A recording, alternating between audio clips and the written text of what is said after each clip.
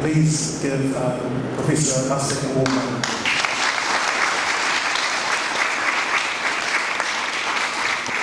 Well, thank you, Gerhard. Thank all of you.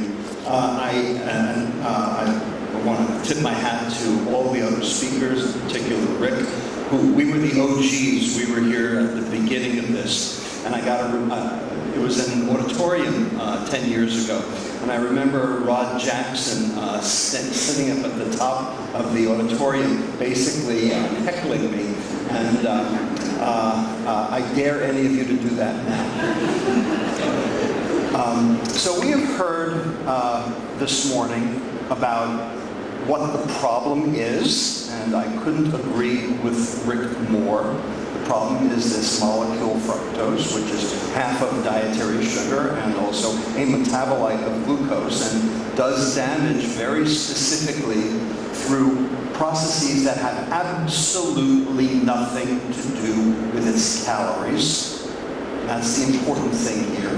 A calorie is not a calorie. Hashtag kill the calorie as a unit of measure, because a calorie is a unit of physics. Anybody know what a calorie is? What's the definition of a calorie? It's that amount of heat required to raise 1 gram of water 1 degree centigrade. Okay? So it's a measure of heat. Who cares about heat? What we care about is mitochondrial ATP generation. In fact, the heat that's generated by your body is the inefficiency of those mitochondria. So you're actually measuring the wrong thing when you're measuring calories. And I dare any dietitian to come up here and make an argument that we should be measuring calories. I want it removed from the nutrition facts label, and anyone who ever says the word calorie, I'm going to take to the woodshed. From now on. Talk about the problem, ATP generation, as Rick mentioned. I couldn't agree more. I am there, okay, and so should you be. This is not about calories. But we have heard what the problem is, and we have also heard about the consumption of this toxin, mitochondrial toxin, and we have now also heard about rational approaches to try to mitigate it on a personal level from doctors. All true. The question is there a public health directive in this? And of course, you guys were very early out in front, on your horse. There was the Mexico soda tax in 2013, and then there was the New Zealand soda tax that followed it very quickly. Well, in fact, now 28 countries have soda taxes. 6 American cities have soda taxes, including San Francisco, and I'm going to show you that, in fact, the soda tax works. That there's actually a directive. That, in fact, that question you posed, Karen, about effectiveness, efficacy and effectiveness, well, we got both. All right? So, if any of you are getting downtrodden that this is taking too long, just remember, any cultural tectonic shift in society takes 30 years. So, Gerhard mentioned bicycle helmets and seatbelts, smoking in public places, drunk driving, condoms in bathrooms. 30 years ago, if any legislator stood up in any venue, whether it be State House, or Congress, or your Parliament, or the Duma, or anywhere else, okay, then it got laughed right out of town. Nanny state, liberty interest, get out of my kitchen, get out of my bathroom, get out of my car. Today, they're all facts of life. There's nobody bellyaching about any one of those four. Those are settled. Public health intervention worked for those four. Now, we have new ones, like this one, sugar, and we also have now vaccines. We'll have to take those on in the same ways. No argument, but public health intervention works. I'm here to show you how well it works. Okay. So in order to talk about this, we have to understand that there are two inconvenient truths. The first is there is no medicalized prevention for chronic metabolic disease. There is no pill. There is not even a shot. No one knows will tell you there is. That's not true. There's just long-term treatment. And we know because as soon as you take the shot away, all the weight comes rushing back. And 1/3 of the people who go on the shot can't even stay on the shot. It's not because of economics. It's because it doesn't work or it makes them sick as hell. Number two, you cannot fix healthcare until you fix health. You cannot fix health until you fix diet. And you cannot fix the diet until you know what the hell is wrong. And for the last 50 years, we have been barking up the wrong tree, believing Rod Jackson's saturated fat mantra and everyone else's. So I'm here to tell you, if you are going to be a little saturated fat, I will take you to my other woodshed. I got two. In fact, we now have the data. It has been accumulating. It took a long time to accumulate because places like the NIH very specifically did not fund nutrition research until very recently. Even now, it's still questionable. But we now have the data. Here are 3 articles that had something to do with one in the New York Times Magazine, one in Nature, comment, The Toxic Truth About Sugar, and I meant it back then, and I mean it now. And also, sugar is powerful because it's addictive. Now, how do we know? This is probably the one slide I want you to walk away with today in your day. Okay? Here are 3 MRI fat fraction maps. Okay? On the left, I want you to see a obese person, but take a look at his liver. Okay? You'll notice it's pretty dark. That's because there's very little fat in it.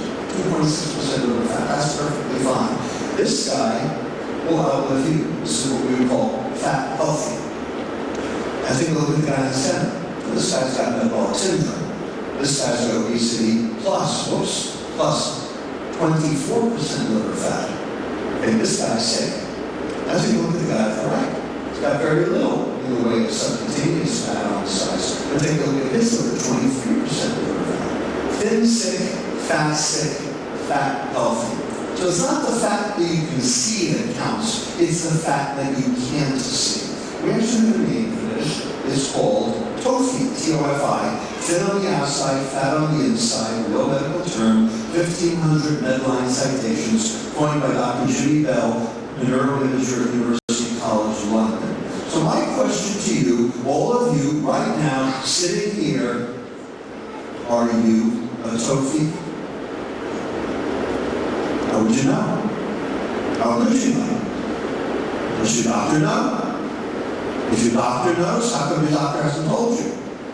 And if your doctor does know, why haven't they told you what to do about it?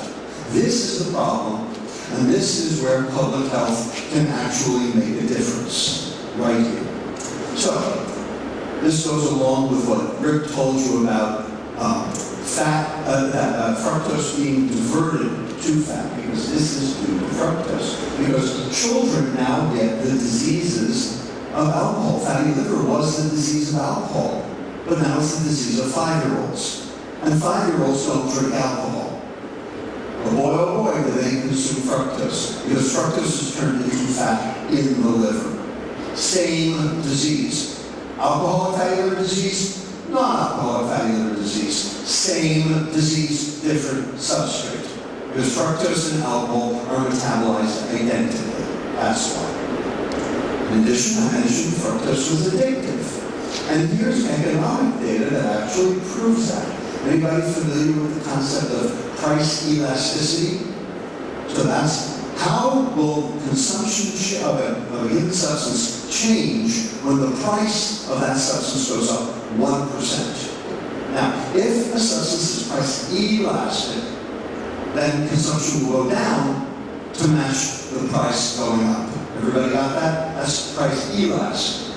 Price inelastic means the price will not change because, for whatever reason, the public needs their fix. So it turns out the most price elastic food stuff is eggs, because eggs are not addictive. The most price inelastic foodstuffs are fast food, soda, and juice.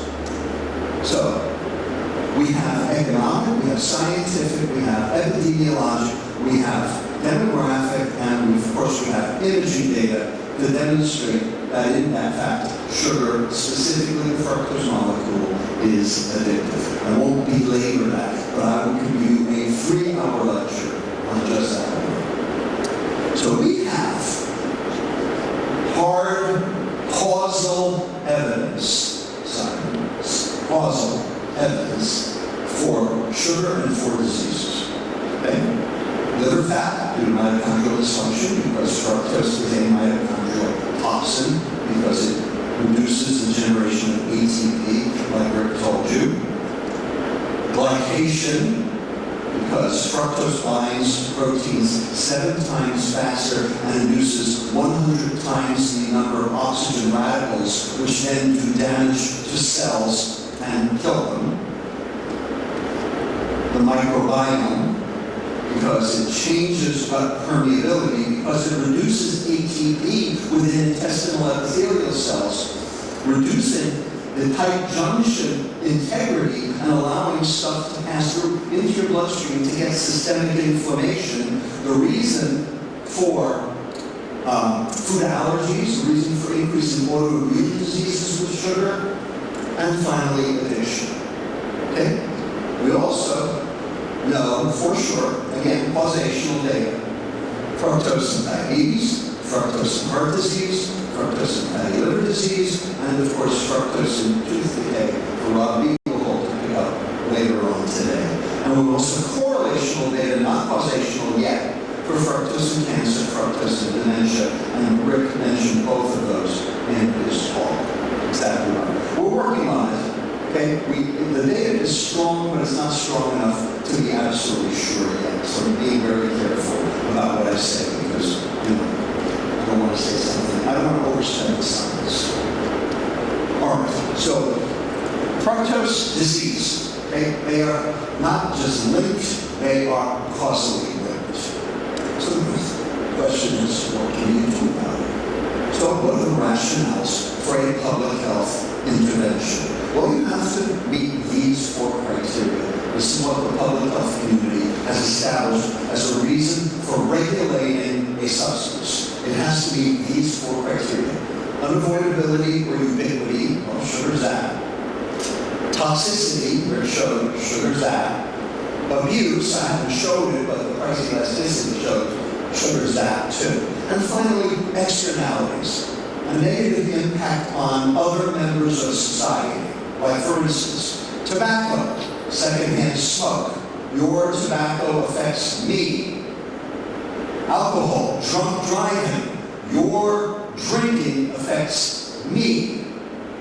So what is the externality of your soda consumption?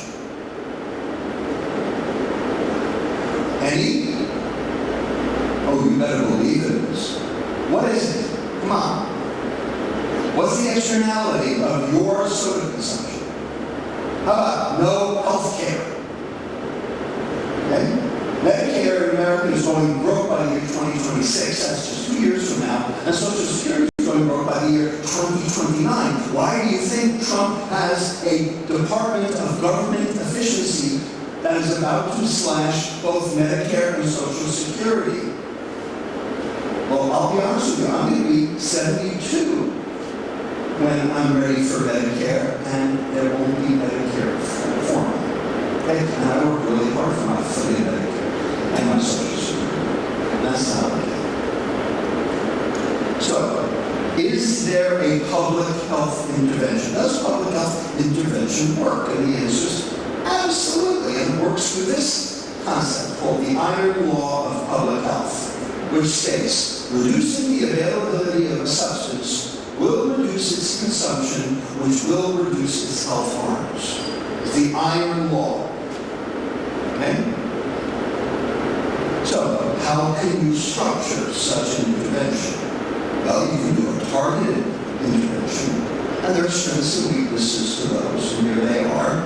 So the strengths are, you're only targeting the individual who's got the problem. Except we just learned there are a whole bunch of people who have the problem who don't even know they have the problem. So that's kind of a problem by itself, isn't it? It's limited to those affected. Yeah, except 93% of Americans have some sort of metabolic dysfunction. It's easier incorporated into medical care. Actually, it's actually easier to incorporate something like a tax into medical care than even trying to do it in terms of insurances, because insurances are wrong when people like flies. And the benefit to risk ratio. So there is another point. On the weakness side is medicalization prevention, which a lot of people don't believe in because they're libertarians. Behavior modification, which everyone knows is one of the hardest things to do, because people have belief systems that for whatever reason their behavior is somehow protecting them from something else, we don't know what. Cost and feasibility, and finally, limited success. That's the target individual prevention. Now, from a public health prevention standpoint, we have strengths and limitations also. The strengths are, it's radical, it's big, it is, it moves mountains, it's powerful, and it changes the environment. And God knows all of these problems are really environmental insults. So this is a way to fix the environment. The limitations are acceptability. Well, yeah, because people have been told it's personal responsibility. It's your own damn fault you got sick. It's your own damn fault you're fat. Well, I think Rick just showed you it's nobody's fault. That's right. Feasibility. So the question is it feasible? Well, you need some pilot studies. You need some wins to demonstrate feasibility. I'm about to show you something. And finally, cost. Because cost can be very big, unless, of course, you actually use the money that you save to supplement the intervention. That's the idea. Okay, everybody with me so far? Having said that, you know you're going to need a lawyer. Okay? Which is why I went to law school, to understand this. You're going to need a lawyer. Because the Hyderabad statement says all significant advances in population health involve and require the use of law. So if you think you can do this without a lawyer, I got to urge this study. Okay? And you likely here in New Zealand have needed lawyers. Well, we should have in America. And I'll tell you, it's been a real interesting life. So, why do you need a lawyer? Because these guys, the dark forces, who are they? They're everybody standing in your way. Okay? Because they like it the way it is. They want to maintain the status quo. So who are they? So, think of it this way. Once upon a time, public health involved the treatment of infectious disease, right? So in 1990, vector disease was communicable disease, infectious disease of various sorts. HIV was an example. Okay? The vector would be a living organism that transmits the infected pathogen. And vectors are blood-sucking for the most part. There you go. Okay? But that's not what we have anymore. What we have now is non-communicable disease, right? And what is the disease vector? Well, it's a corporate organism instead of an infectious organism. Okay? And the vectors are also money-sucking. In fact, there's really no difference. Okay? And just like the infection, the corporation learns resistance. And that's what the dark forces are all about. Because they have learned resistance to any intervention that you want to achieve. So in the same way we had to go from penicillin to methicillin to, how many different antibiotics to try to stamp out infections because the infection learns resistance. Well, the same thing happens with corporations. There's no difference in terms of there being a vector. And here are the vectors right here. You know all of them. Okay? Some of them are right here out on Queen Street. I found them all yesterday. Okay? And we know that they are vectors because they have told us they are vectors. This is a slide from Coca-Cola's European offensive. Okay? This is actually one of their slides that got leaked. Okay? And what it shows is likelihood to materialize on the x-axis versus business impact along the y-axis. So something that is likely to materialize and has business impact would be, in the upper right corner, and that's where taxes are.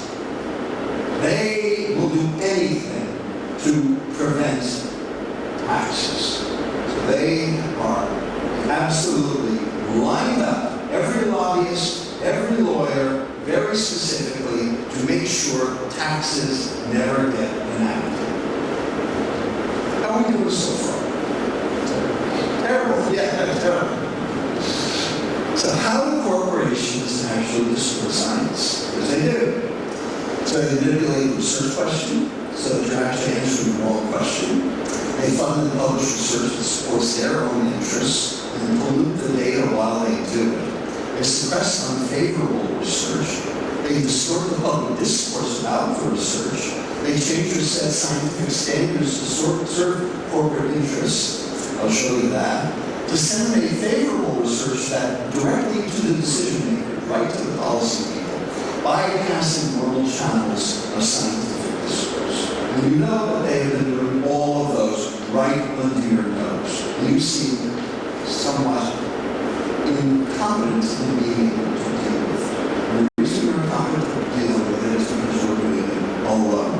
There's no way to do this alone. You have to do this en masse. And that's why FIS exists, is to do just that. That's why it needs support for just that reason. So here's how corporations distort science. So we have standards, we have opinion, we have research studies, we have research agenda, we have reviews. This is what the scientists do. And this is what they're doing. They're basically changing the funding, they're changing the spin, they're changing the suppression, they're changing the policies themselves, right at the source. How do they do it? What are the strategies? What are the methods? I'll show you. Start with shoddy science. Here's an example. I love this one. So, everybody know what snack wells are? You have them here in New Zealand? Snack wells are a Nabisco cookie. Okay? 2 grams of fat down, 13 grams of carbohydrate up, 4 of which are sugar. So there's actually no change in calories, but they took the fat out, 2 grams, and put the sugar in. So they made a cookie that was only mildly harmful and turned it into a cookie that was massively harmful. We got that? Now, what they say, this is complete and utter drivel, what they say is sugar is less energy dense than fat. Because it's 4 calories per gram versus 9 calories per gram. Because it's calories. Remember I told you, anybody who says the word calorie, you're going to the woodshed. Okay? And I got a really big palate. Okay? The fact of the matter is, in a cookie, the sugar is not displacing the fat, it's displacing the water. So it doesn't even work. Okay? And there's an example of your snack ball cookie down here. 34 calories up compared to a 9-gram standard cookie. So it's actually increasing the calories, even though they said sugar is actually less calories than fat.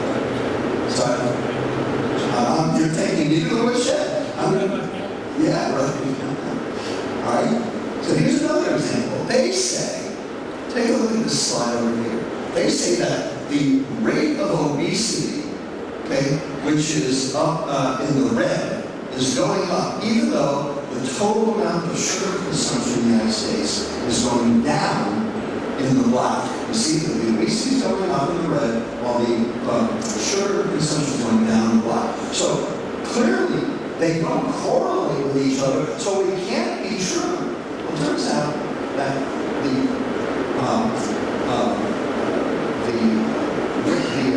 function that determines sugar consumption versus weight gain turns out to be more complex than just a simple correlation. Okay? Take a look at what happened in Wisconsin right here. What they did, what the group in Knoxville did was they used the Wisconsin data and realized, no, it's not 1 year's worth of sugar consumption, it's 2. So they looked at the consumption this year, they also looked at the consumption the year before.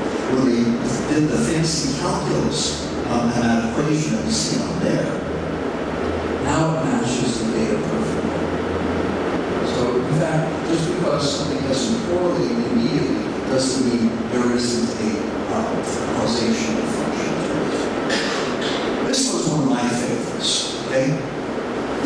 something that is in the literature all over the place. Okay, this is a meta-analysis done by Professor Strollo out of Europe. And what she did is looked at the question of, do sugar beverages cause weight gain?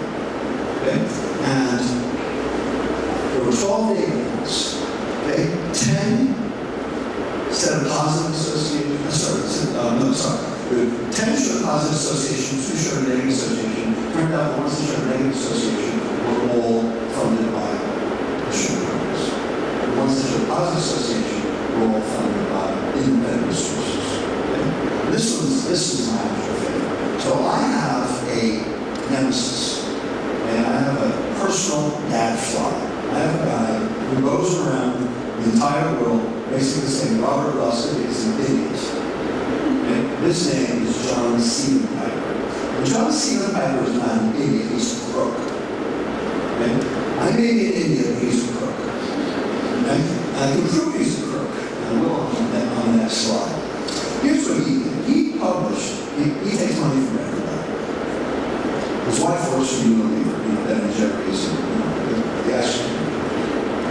Here's what he did a meta-analysis. Do sugar beverages promote obesity or diabetes? We had 60 data points. And those 60 data points, 28 trials, 3 statistical meta reviews. When he put the meta-analysis together, he said, the data are inconclusive. That's what he did. He published that in 2015. So there's a group of us at UCSF who call ourselves the Sugar Hill Gang. Okay? 8 of us, okay, that are all working in the sugar space trying to do real research. And we said this can't be true.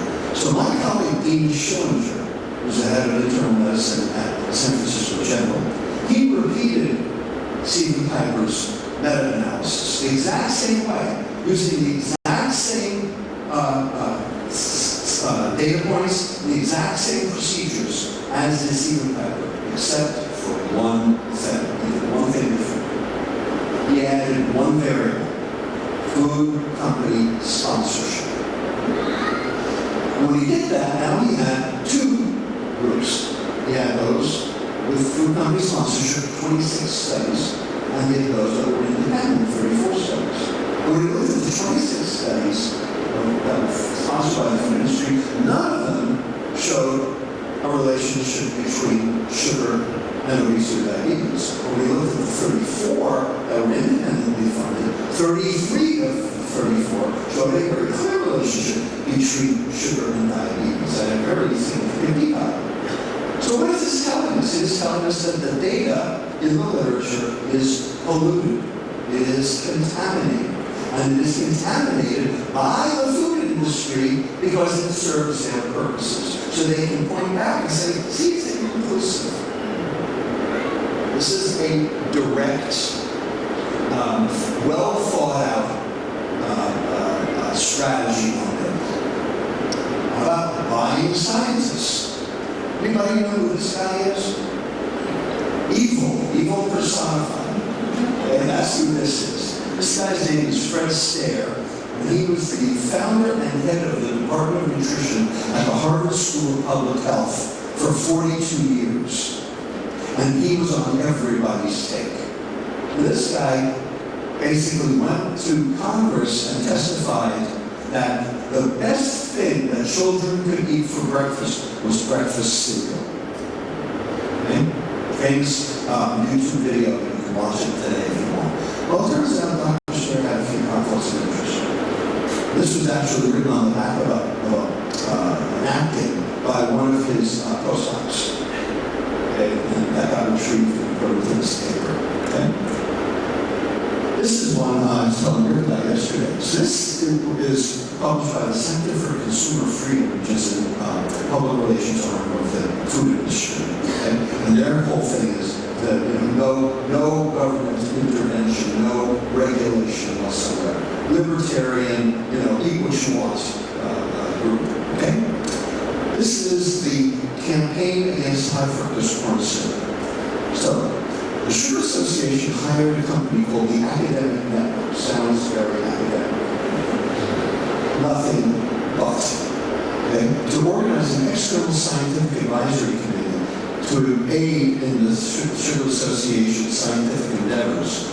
The academic network's president explained he could provide access to researchers who could influence healthcare policy and consumer opinion. So, this is redacted because I'm trying to keep my head up. But I know who's under there. He's there. He's a colleague. Okay? I'm not going to tell you who he is, but just know Dr. X, okay, is on the take. Okay? SNIA recognized that a review of fructose research would bolster their position. It worked with the academic network to provide grant money to Dr. X to write a review article. In the text of that, Dr. X wrote that it was supported by a grant from the academic network, not the Sugar Association. This is just a pass. You get the idea. This is another one of my favorites. This guy, I know also, is a biochemist at downstate. And he said, I would add one point, which is, if you receive support from industry or the corn refiners sponsors the event, that event cannot be taken as influence unless the speaker is a representative for that organization. NIH is, in my view, extremely biased in what they fund. But you have to assume that if the authors say the funding agency is not involved, then that's how it is. Otherwise, we have nothing. Of course, if there actually is evidence of wrongdoing, there are agencies you can take your case to. So said Dr. Richard Feynman, a biochemist at SUNY Downstate. Except Dr. Feynman just happened to be on the board of the Sugar Corn Refiners Association when he said it. Am I making a point here? Are you okay with this? This was a little bothersome to me too. In 2008, I was asked to lobby the Hill, and we went to the USDA. And the guy who was in charge of nutrition at the USDA was a guy by the name of Dr. Brian Lustig. Brian Lustig he was not a scientist, he was a marketing professional. But he ran a group that looked at marketing and nutrition. Have you ever heard of the bottomless soup bowl? The studies of the bottomless soup bowl? Simon's nodding his head. Anybody else heard of the bottomless soup bowl? So this is a soup bowl that basically funnels the soup up from under so it never goes away, so they can see whether or not there's a saturation point for satiety. Okay? And the point was, well, as long as the bowl doesn't empty, you keep eating it. That's Brian Lustig. He's the guy who did that study. Okay? Turned out Brian Lustig was on the on everybody's payroll, even as the head of the USDA. And ultimately, he was fired from Cornell University when this was all found out. It took a long time. And this is also my favorite. Anad O'Connor from the New York Times had to find this out. In 2015, Coca-Cola, because they were under a lot of pressure, they developed a triumvirate of three scientists at three universities.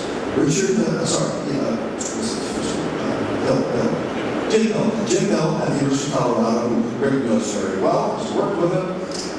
Gregory Hand at the University of West Virginia, and Stephen Blair at the University of South Carolina, to form something they call the Global Energy Balance Network. And their job was to basically say that the reason for obesity was lack of exercise. Nothing to do with nutrition, had nothing to do with food. Okay? Well, Anad O'Connor basically discovered where the money was coming from for this Global Energy Balance Network. It was $1 million from Coca-Cola spread out over the three institutions, and that Global Energy Balance Network ended 1 week later. So this is Stephen Piper. This is one of my nemesis over here. So these are two papers, two editorials in diabetes care. Diabetes of sugar and body weight. Have we reached the crisis in the epidemic of obesity and diabetes? And George Gray wrote one, and Stephen Piper wrote the other. But take a look at where Stephen Piper's funding comes from.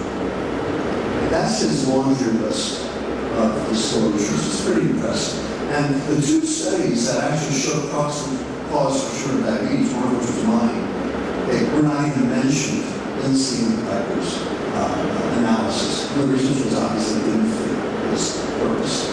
I was going to show you a video, but I'm told we don't have hookup to the sound, so I apologize for not showing you the video. But it's basically Stephen Piper on camera, basically admitting to the fact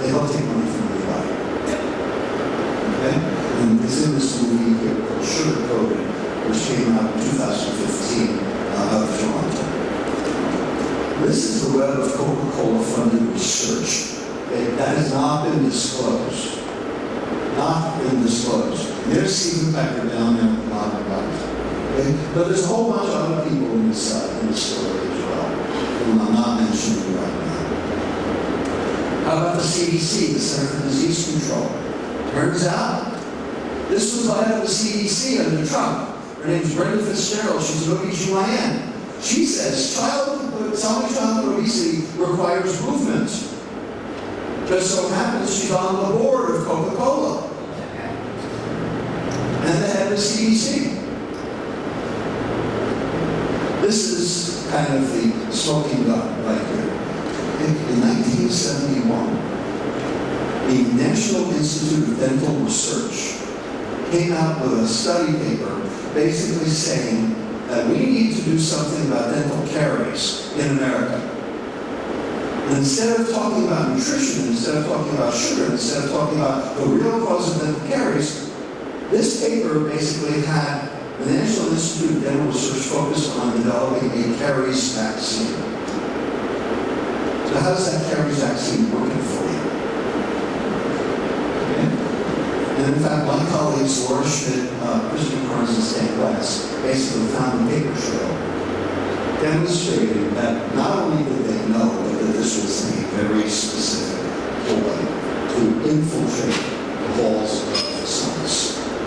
And this is the medical side. This was published like 2 years after that, showing that, in fact, the Sugar Research Foundation paid off to Fred Stair and one of his assistants, Mark Hegstead, who became the head of the USDA, to basically exonerate sugar as a cause of heart disease. With 2 articles in the New England Journal of Medicine figuring saturated fat as a bad guy.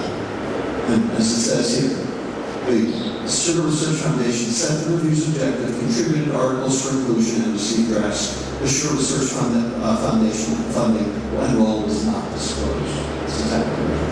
Okay. So here's a saying to remember. Upton Sinclair, who wrote the book The Jungle about the meatpacking industry, who was an impetus for the development of the FDA in the first place. It is difficult to get a man to understand something when his salary depends on his not understanding it. That's the way it starts. Okay, walk-in critics. How about the Academy of Nutrition and Dietetics? It used to be known as the American Dietetic Association. Okay? Just so happens 90% of their operating budget comes from big food. And so they don't say word one about it. Okay? Michelle Simon, who's a lawyer in this field, basically published this report that you can get online. And now a word from our sponsors. Basically, listen to all the money they take. This bothered me. I was asked to give a keynote speech at the American Academy of Pediatrics in 2009 in Washington, D.C. And I noticed that the opening ceremonies were sponsored by Coca-Cola. And I said, this is not okay. So I put my talk together and I handed in my slide set. And this slide that you're looking at right now was part of my slide set. And I went to the green room to go on stage. And the executive director of the American Academy of Pediatrics said, Dr. Lustig, we have a problem with your slide set. You cannot show this slide. You're really not going to show this slide. We won't let you show this slide. If you want to show this slide, we will basically withdraw your invitation. You're going in the green room, ready to go on. So I had to withdraw the slide. So I'm showing you now. American Academy of Family Physicians. They took $1 million from Coca-Cola. Okay? You get the idea. This is Diabetes UK. Right? And they have influence on what happens here in New Zealand. And what do they say? This is on their website right now, today. With type 2 diabetes, you know sugar doesn't directly cause it, but you're more likely to get type 2 diabetes if you're overweight. I think Karen Zinn just showed you a few minutes ago that that is not the case. But that's what they say to this day. I know David Unwin is trying to undo that. I'm trying to undo it too. Perhaps the reason for that is Diabetes UK happens to take money from Britvic, which basically sponsors Pepsi, Dr. Pepper, Snapple, etc., to the tune of $500,000. They're all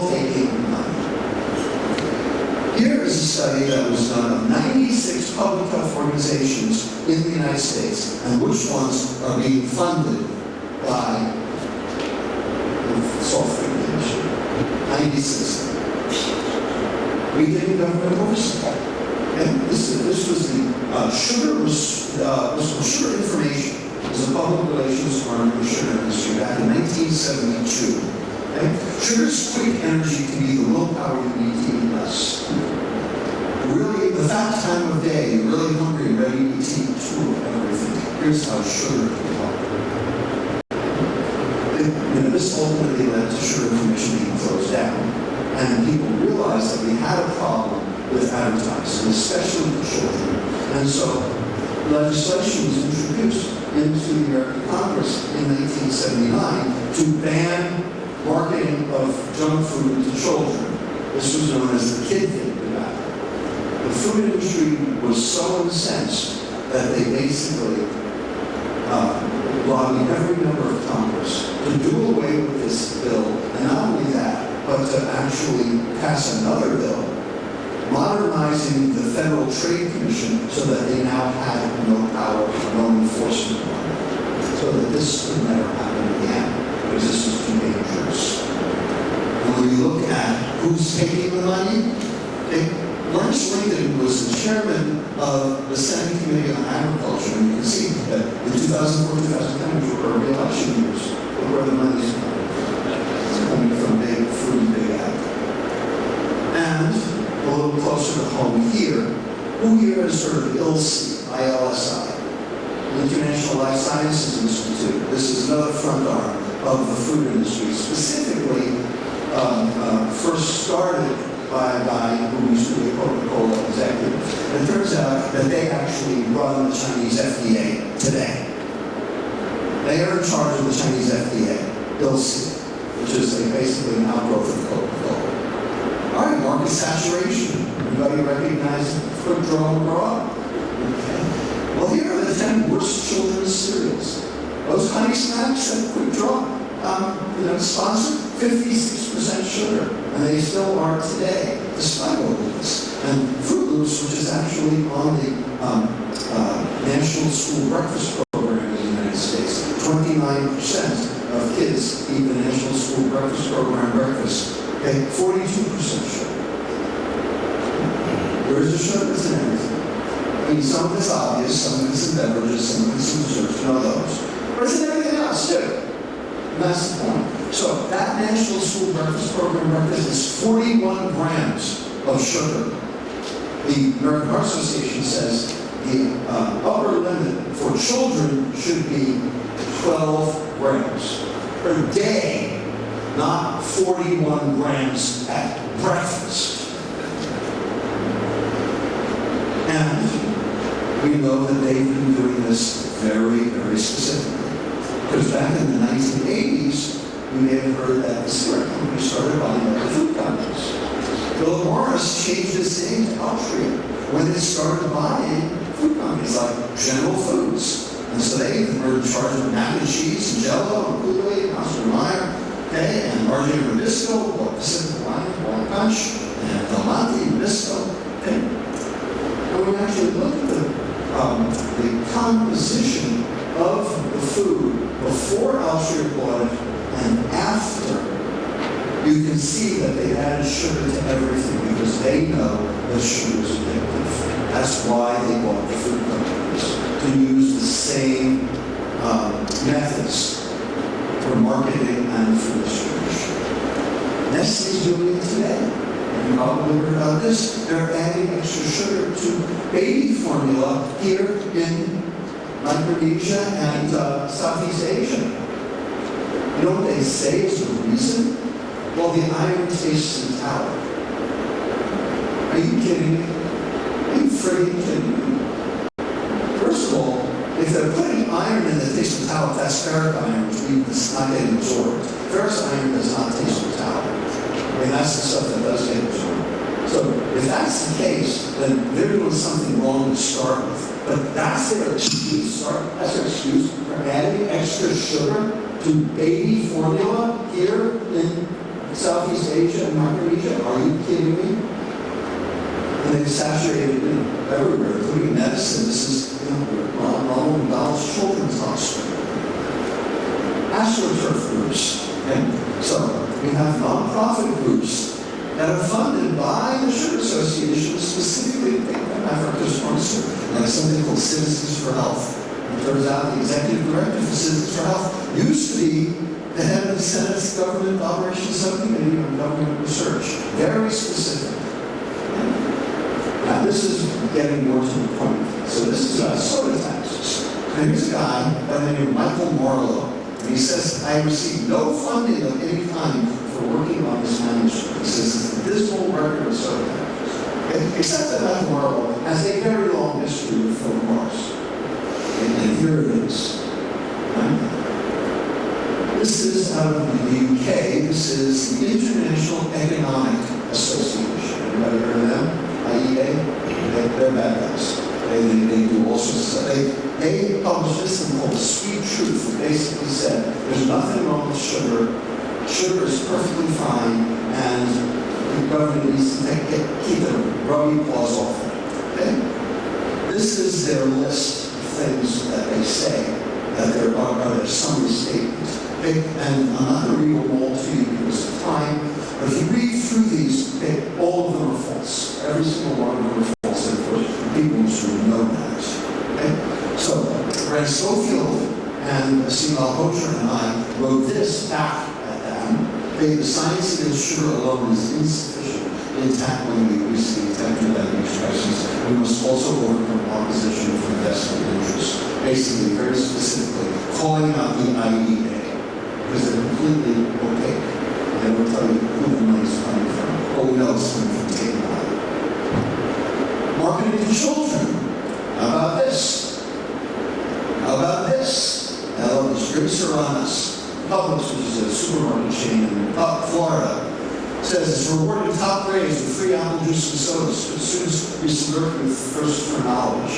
Okay? If it's reducing brain mitochondrial ATP generation, how much knowledge do you think the kids are going to have? How about this? Or this? Or this? Across the home. And the effect, of course, is global. Everywhere. Did you hear about this in Mexico? So the guy who was in charge of getting the Mexico soda tax passed through the Instituto Nacional de Salud Pública, where Montana Public Health Institute, is a guy by the name of Dr. Simon Barquera. And there's Simon right there, he's a friend. Okay? And all of a sudden, out of the blue, while this is going on, Simon gets this message on his text message that his daughter has been in a car accident and that he needs to go immediately to, wherever is the hospital. And as soon as he clicked on this, that was where they loaded the spyware onto his phone. Okay? And they did it to all the people involved. They did it to Alejandro Camilo, who was the head of the NGO, El Poder del Consumidor, the power of the consumer. They did it to Simone, they did it to family and guys. And then finally, the concept of personal responsibility. So, the question is, if public health officials are looking out for the public, are they nannies or are they public health officials? Well, according to the industry, they're nannies. Okay? You get the idea. Well, in fact, personal responsibility is actually not part of anybody's directive, including the industries, until tobacco. It was only with the advent of the legislation against tobacco that this concept of personal responsibility first started coming out. So it's not part of Magna Carta, it's not part of the Declaration of Independence, it's not part of the Constitution, it's not part of New Zealand's charter or anybody else. It's from the tobacco industry. And so you can see when they started talking about the health harms of tobacco, this is when basically you started seeing assumption of risk and personal responsibility starting to infiltrate into the newspapers. This was a very concerted effort to try to defuse the anger of the public against what was going on with smoking. So, personal responsibility has been called freedom to choose. It's really freedom to blame. Blame the victim, because it's your own damn fault. Limiting sugar drinks infringes on my God-given rights to stick you with the bill. That's how they look at this. Okay? And it sounds good. It sort of gets your libertarian, hackles in an uproar. But the fact of the matter is, this is a public health crisis and has to be dealt with at a public health level. We understand this in UCSF, and we have developed a unit, an organized research unit, on corporate determinants of health. And you've heard of commercial determinants of health. We've renamed corporate determinants of health because it's corporations specifically. And if you want, you can go to the UCSF Industry Documents Library, which is an online repository of 15 million food industry documents, so you can actually do searches and analysis. We're actually doing an etymological analysis right now to determine whether or not the people in the sugar industry are the same people as the people in the tobacco industry. Using phraseology, using AI to actually figure out who said what and when. All right, so that leaves us with what are we going to do? Well, got to do something public health, got to do something big, something bold, something, global. So how about restriction of access? We've done that. We've actually done that. At UCSF, we took the sugar beverages out of the university. If you come to UCSF today, you cannot buy a sugar beverage in our cafeteria. There's none on the patient tray. Okay? If vendors bring food on campus, they're not allowed to bring sodas. And they know it before they come. The question is, does that have any benefit? And the answer is, yeah, it cuts people's consumption of soda by half. And it also improves waist circumference and insulin sensitivity. So yes, a big global effort, a big concerted effort to reduce consumption will reduce health harms. To reduce availability, reduce consumption, reduce health harms. So the iron law does work, and we are part of this. So now we're going to talk about taxation and what you're doing here and what we're doing in San Francisco. So, this is from a bank, okay? Credit Suisse, okay? They're a bank. They make money, okay? That's their job, is to make money, okay? But they see this as a problem too. And they said, we believe higher taxation on sugary food and drinks would be the best option to reduce sugar intake and help the fast-growing healthcare costs associated with diabetes and obesity. A bank is calling for taxation. Now, how bad is that? Maybe they know something, because you don't want to really tax food. But the question really is sugar a food? Is it? In fact, it actually is not. Because the definition of food is something that contributes to growth or burning. Well, in fact, sugar actually inhibits growth and it inhibits burning. So is it a food? It's a food additive, but is it a food? Well, it's a food additive. Maybe you can tax a food additive. We already do.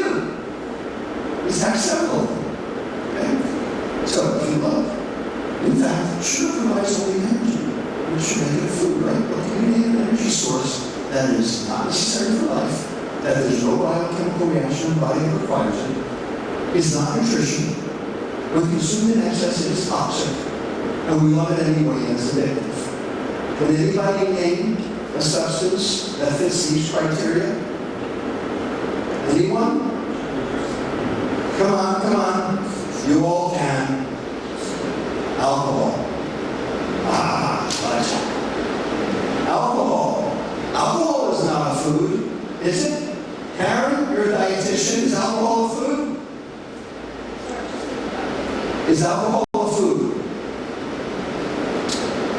It's got calories. Is it a food? No. It's represent after this meeting. The fact of the matter is, alcohol is not a food. And fructose and alcohol metabolize the same way and do the exact same things. And in fact, fructose is not a food either, because there's no biochemical reaction in any animal cell on the planet that requires dietary fructose. is completely essential to all animal life. So if it's not necessary and it actually inhibits the growth and burning, is it a food? No, actually it's a poison. And that's the way it should be thought of, is it's a dose-dependent mitochondrial toxin, just like alcohol. No difference. And we tax alcohol. So why is alcohol policy relevant? Well, for all these reasons I just mentioned. And the burden of harm falls on low socioeconomic groups. In fact, the G20 knows this because the International Diabetes Federation went to them to say, tax sugar to save lives and money. Okay? And the World Health Organization said it as well. Tax on sugar-free drinks by the WHO. And here in the world, sugar taxes right now that are available, including We have blood sugar tax yet. yeah, we don't have it yet. You need it. Well, it works. I'll show you. All right. So, how are you going to tax it? You can tax the volume or you can tax the sugar itself. The Monte Carlo analysis says you should tax the sugar itself because actually it's better. And that's shown over here on the right. Sugar tax on top of the volumetric tax actually does better. So you should tax the grams of sugar, not the volume. Okay? So that's what they did in Mexico, and here's the data for Mexico. You've probably all seen this. Berkeley versus Big Soda. We actually, kind of use this libertarian notion that we were fighting corporate greed, to get the Berkeley soda tax passed. And sure enough, consumption went down, and water consumption went up because of the tax. And the 3-year data showed that the effect is durable. Now, how about the San Francisco soda tax? We passed that in 2017. Okay, so here's how it started. And now we've got 5-year data. We're going to show you the 5-year data. Okay, so here's what we said. Sugary drinks are making us sick. Indeed they are. Okay. We developed a social media campaign online through science. We developed something called the bigger picture, which actually included kids from the San Francisco and Oakland area who were affected by diseases associated with soft drinks. Open Truth Now, Shape Up San Francisco Coalition, and Dump the Junk. Okay, and you can see revenues over time, up and up and up and up. And the allocations to things that are important. So we actually diverted money from the tax to help these communities that were in the most dire straits. The most important thing about instituting soda tax is that you have to bring the money back to the community. It cannot be seen as a money grab. If it's a money grab, it will not fail. It will not pass. We won't get it. Okay? And as you can see, people are, people of color are the ones that are benefiting most from the soda tax. Okay? We are basically saying this is about protecting our children. If we keep it cheap, even if it's unhealthy. And the health alternative is water. Okay? And so we're putting water fountains and water dispensing stations all over the San Francisco and Oakland Bay areas so that everyone has access to free water. And conditioned water so that it's safe. Okay? So the question is it effective? Okay? So we have basically several layers of data. We have survey data, we have retail scanner data, we have number simulation data, and now we have medical efficacy data. So here's the data on prices and price elasticity. It shows that we're right in the middle of Philadelphia and Seattle, other places with soda taxes. So it's working. Okay? We can see the change in SSD prices versus volume sold. Prices on the top, volume sold. Volume sold. Yeah, prices on top, volume sold on the bottom. So prices on top, volume sold is going down. So there is price elasticity. And now we're looking at whether or not it's effective. So everybody know what qualities are? Quality adjusted life years. Okay? So you look at the 10-year data. 94 qualities per 10,000 residents. Okay? That's not bad for a tax. That's actually pretty darn good. And the lifetime data shows even better. And now the most important thing, can you actually reverse diabetes with a soda tax? And so what you're looking at here on the left is gestational diabetes. You're looking at the rate over on the left, and you're looking at gestational weight gain on the right. And you can see that the tax is working to reduce frequency of gestational diabetes and reduction in gestational weight gain, which puts the kid at risk for gestational diabetes. So it is very clearly working, and it's working mostly in the non-Hispanic cooperative Hispanic communities, where they need it the most. So does this work? It works. So in summary, the last slide. Sugar is ubiquitous, toxic, addictive, and has negative impacts on society, which render it appropriate for regulation. Sugar meets the public health criteria for regulation, the iron law. The food industry will do anything to prevent the enactment of a soda tax. Anything. Including lying, cheat, and steal. Soda taxes are justified scientifically, philosophically, and economically. Soda taxes reduce consumption and they improve metabolic health, as we have shown with both GM and qualities. Bottom line, soda taxes work. And if you guys are still debating it, I am taking